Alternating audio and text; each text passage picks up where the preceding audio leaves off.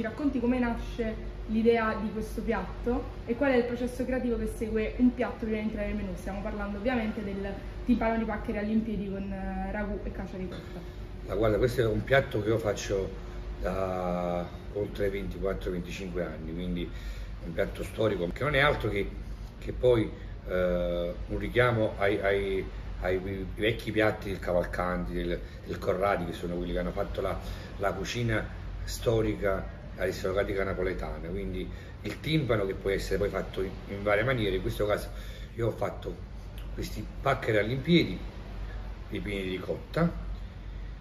Vengono prima cotti in acqua, riempiti con la ricotta, passati al forno per 7 minuti, poi sformati come se fosse quasi una pasta a forno. E alla fine c'è questo famoso ragù, il quale per noi napoletano è qualcosa di un marchio veramente forte. Uno, perché ci ricorda, almeno a me, i profumi di casa. Io non sono un giovane adolescente, quindi ho i miei 50 anni, quindi ricordo che era la mia colazione la domenica mattina, quindi mi svegliavo, o nonna o mamma avevano questo pentolone sul fuoco con il pane da poco arrivato dal forno o dalla salmaria sotto casa, e quindi invece di fare colazione con le merendine, queste cose, si faceva colazione con la fetta di pane. Sì, infatti la seconda domanda è proprio riguardante i ricordi del ragù, che è certamente un protagonista importante del piatto, e quindi i ricordi più vividi rispetto proprio alla preparazione quasi rituale del ragù nella tradizione napoletana e in maniera particolare poi nella sua famiglia. Considera che io sono figlio di macellai, papà aveva le macellerie, e quindi il culto della preparazione del ragù è un culto quasi sacro. La tavola è sempre stato un momento importante per noi a casa, quindi la tavola è un momento di crescita, un momento di cultura, perché a tavola si decide tanto, si conoscono le persone, si parla di lavoro, si parla della vita quotidiana, quindi c'è una crescita al di là del fatto familiare, ma anche culturale. Si raccontano gli aneddoti, le leggende, le cose. Quindi per noi, per me e per la mia famiglia, il ragù era una cosa molto molto seria.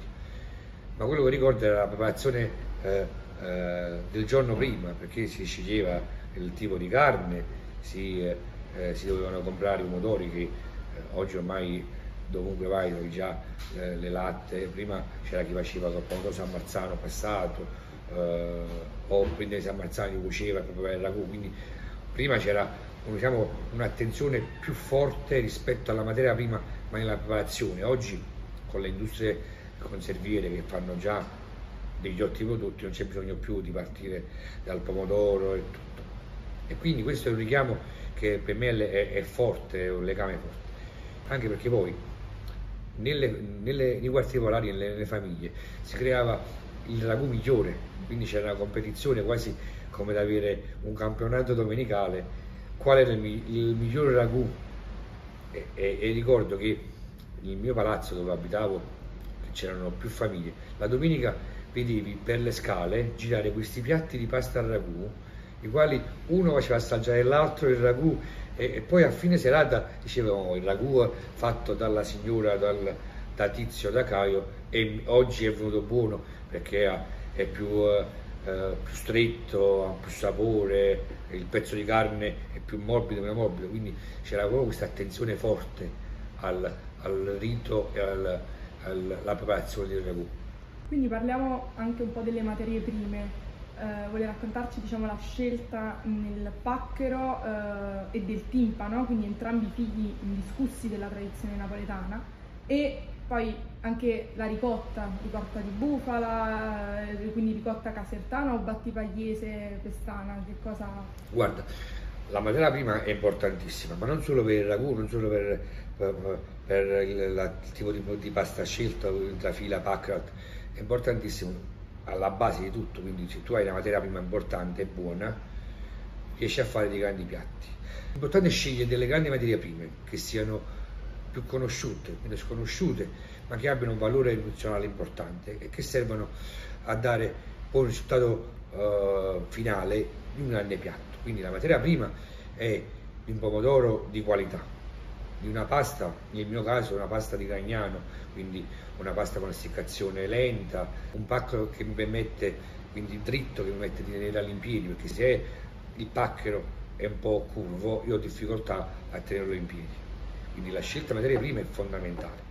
Per quanto riguarda la ricotta, uguale al pomodoro, l'importante è che sia una grande ricotta, ma c'è chi sceglie la ricotta di bufala, di vaccina, di pecora, l'importante è che si scelga una materia prima importante, con una tracciabilità, con una filiera, perché la filiera oggi è importante, sapere da dove parte, dove arriva e come arriva, con quale mezzo di trasporto, se è refrigerato o meno, che è un punto fondamentale oggi, soprattutto nell'attenzione del cliente, perché se io prendo una ricotta che me la porta anche dalla campagna, però quella ricotta io non so quando è stata fatta, che trattamento ha avuto, la tracciabilità, è stata messa in frigorifero, ha avuto contatto con, diventa per me difficile, perché io ho nelle mani la responsabilità degli ospiti. L'impiattamento ricorda un po' il Vesuvio, quindi complici anche i colori del ragù, come dicevamo, che anche nella preparazione e nell'immaginario comune rimanda alla lava. Quando si prepara il ragù in casa si dice appunto lavoro Vesuvio, quindi Sì. diciamo che è un immaginario un po' comune. Ecco, quindi com'è nata la composizione visiva del piatto? Ho fatto questo piatto per essere riconoscibile, per fare entrare nella memoria delle persone. Napoli che cos'è? È che come Napoli attraverso il cibo può raccontare qualcosa. Quindi quando l'ho fatto ho giocato sul fatto di servire il pacco all'impiedi. Infatti era una bella cosa quando poi, non avendo ancora raggiunto la qualità del pacco perfetto, il pacco cadeva e dicevo il pacco si è stancato, e quindi il pacco era boccato per non rifarlo una volta da capo, quindi dicevo era pacco all'impiedi, adesso nel tragitto si è abboccato. Quindi giocavo anche su questo termine napoletano, o si è cuccato, quindi creare un pochettino di gioco intorno a questo. Poi nel 2007 sono tornato a Napoli, prima è San Domenico Maggiore a piazza San Domenico Maggiore con Palazzo Petrucci, che è l'edificio storico dove oggi è diventato per noi il logo di Palazzo Petrucci, e poi nel 2015 siamo trasferiti qui a Posillipo e davanti a me c'era il Vesuvio, quindi pur non volendolo ripetere era d'obbligo ripeterlo, soprattutto con uno sfondo del genere, il Vesuvio, la lava rossa o oro rosso che sia, perché è un piatto che ti assicuro dovunque vai nel mondo conoscono il ragù, anche se non conoscono poi la ricetta specifica, perché poi di ragù in Italia ce ne sono tanti, quello alla bolognese, quello modinese, il ragù milanese. Il nostro ragù, di quello che fa capire questa città che veramente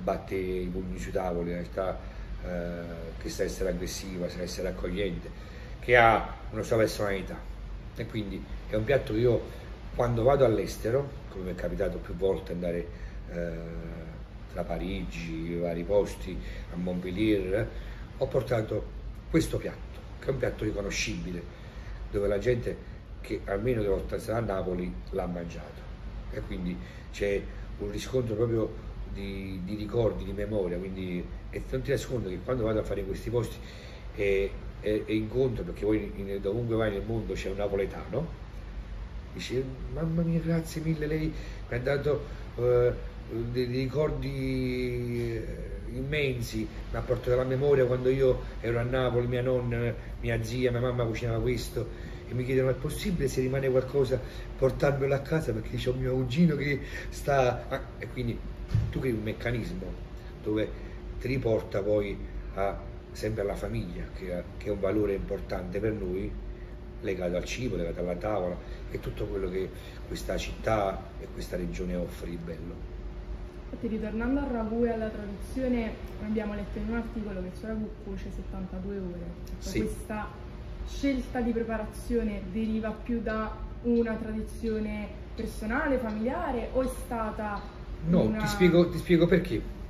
Perché diciamo, nelle famiglie napoletane o nelle vecchie trattorie napoletane il ragù si preparava con il passato di pomodoro, quindi un pomodoro che ha già subito un processo industriale, come dicevo prima, quindi il pomodoro, le famiglie 30-40 anni fa tante industrie come conserviere non c'erano, quindi la gente comprava questo ammarzano, prendeva questo ammarzano, lo bolliva, lo passava a pasta verdura e poi metteva a fare il ragù. poi è nato l'industria della conserveria, il quale ha ridotto dei tempi di lavorazione per la preparazione del ragù, e quindi però poi l'industria è andata avanti e hanno iniziato a fare le passate di pomodoro che troviamo attualmente anche nei supermercati, quindi tu vedi, se vai nei supermercati trovi passate di pomodoro, pomodori pelati interi, pomodori a cubetti. Io prendo il pomodoro pelato intero, quindi un pomodoro che è solamente leggermente bollito, spellato e messo in latte.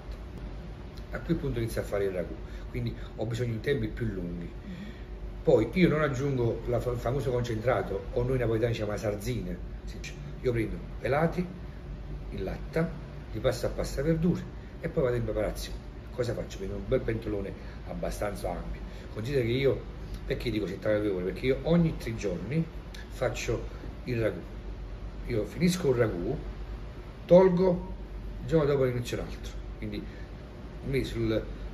sulla cucina c'è sempre il pentolone del ragù, perennemente, il quale riposa solo nei momenti che noi andiamo a casa la notte.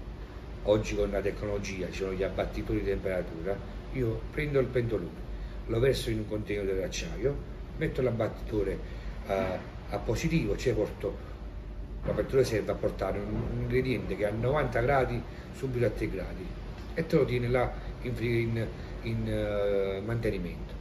La mattina ritorniamo e rimettiamo sul fuoco, fa tutta la giornata. Il giorno dopo, la sera mettiamo un'altra volta nel contenitore, abbattitore, il giorno dopo veniamo, pentolone un'altra volta e va sopra. Quindi 72 ore con dei riposi notturni, anche il ragù ha bisogno di riposare, quindi di riposare, e vedrai che l'ultimo giorno tutti i grassi, perché il mio ragù c'è anche la presenza di sugna, quindi un vegetariano non lo può mangiare, uno perché c'è la carne, ma soprattutto perché c'è sugna, quindi c'è una parte di olio extravergine che è quello che ci appartiene alla nostra dieta mediterranea, che è il simbolo e alla base della dieta mediterranea.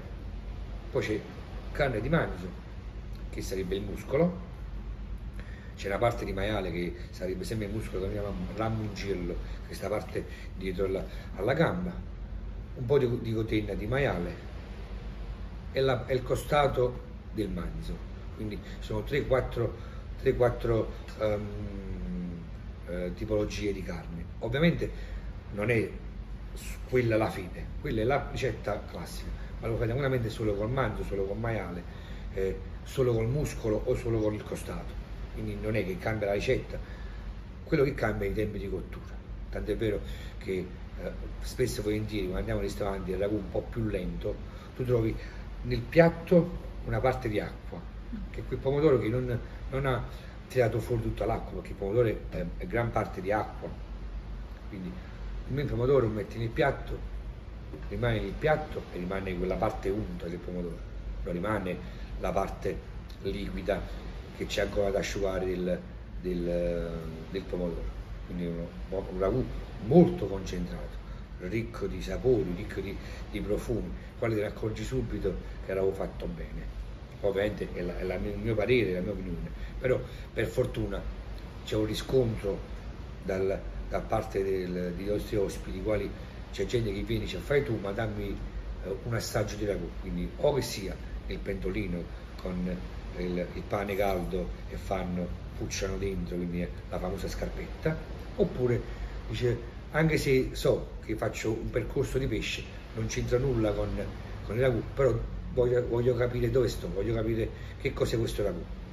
E spesso mi capita con gli stranieri, perché io cerco di fare una cucina che sia legata fortemente al territorio, ma riconoscibile, dove anche se non c'è una spiegazione ben dettagliata, riesci a capire cosa stai mangiando.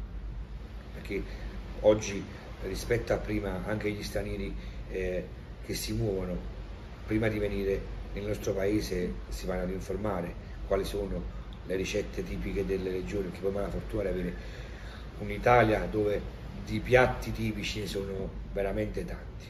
Però la nostra regione è una regione che ha delle cose particolari, che non cambia solo da paese a paese, ma spesso viene anche da quartiere a quartiere. C'è questo, come raccontavo prima, il discorso di competizione, come sul ragù, sulla pastiera, sul Natale, sulla minestra, sul tortano, sul casatiello, c'è questa attenzione attraverso il cibo, perché ci fai caso, noi, almeno noi qui in Campania, a Napoli, noi l'argomento inizia con qualcosa ma va a finire sempre o sul cibo o sul calcio, perché tutti ci sentiamo allenatori e tutti ci sentiamo grandi cuochi. Chiudiamo con un'ultima domanda che esula un po' dal piatto insieme, comunque è nello stesso universo. Che vitigno abbiniamo al piatto? Guarda, ovviamente gli abbinamenti cibo-vino sono fondamentali, anche perché da oltre 20 anni la figura del sommelier è una figura la quale segue di pari passo la cucina, perché non c'è cibo se non c'è vino. Perché questo? Perché la gente accompagna sempre a una pietanza un bicchiere di vino, però a volte se si sbaglia l'abbinamento cambia il sapore del vino e cambia il sapore della pietanza. Sicuramente un vino corposo, un vino che sappia tenere testa a un imponente pacchero con ragù, quindi un rosso, un Taurasi, quindi un vino ricco di tannini, quindi che riesce a sopportare la grassezza, perché poi ricotta, ragù bello untuoso, ricco di grassi, l'untuosità e il corpo di questo piatto veramente unico. Bene, io la ringrazio. Grazie mille a voi.